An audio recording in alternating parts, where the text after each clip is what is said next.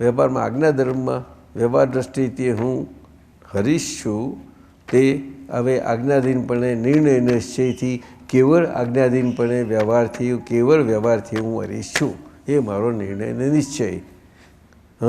અને શું શુદ્ધાત્મ દ્રષ્ટિથી છું એના કારણે એ મૂળ કારણ થયું. શું કહ્યું?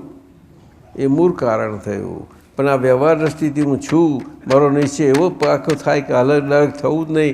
ગમે તેવો મારો વ્યવહાર આવે અને મને ગમે તેટલું હલાવા જાય તો હું આલું ચલું નહીં. અવસ્થાઓ બધી હાલે તો હું શું કામ આલું? સમજાયું? એટલે પેલું મૂળ કારણ આવી ગયું છે. મારી મૂળ કારણ છે. હું નિર્ણય નીચે શુદ્ધાત્મા છું, કેવળ શુદ્ધાત્મા છું.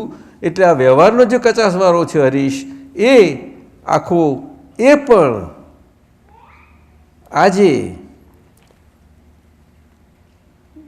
કારણ સ્વરૂપે એને સમજાતું જ નહોતું. એ હરીશનું કારણ શું થયું? મૂળ તો અજ્ઞાન ઉડી ગયું, પરંતુ એમાં પણ એનો ભેદ એને પકડી જાય છે.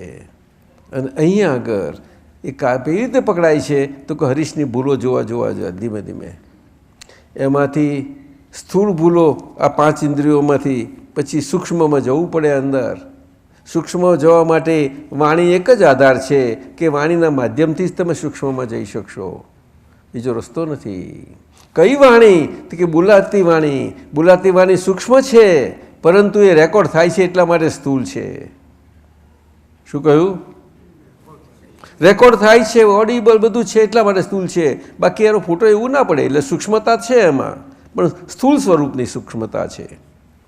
અને પછી અંદર જવું પડશે સૂક્ષ્મમાં. તે આપણી અંતરવાચા કહી. આપ સમજ્યા?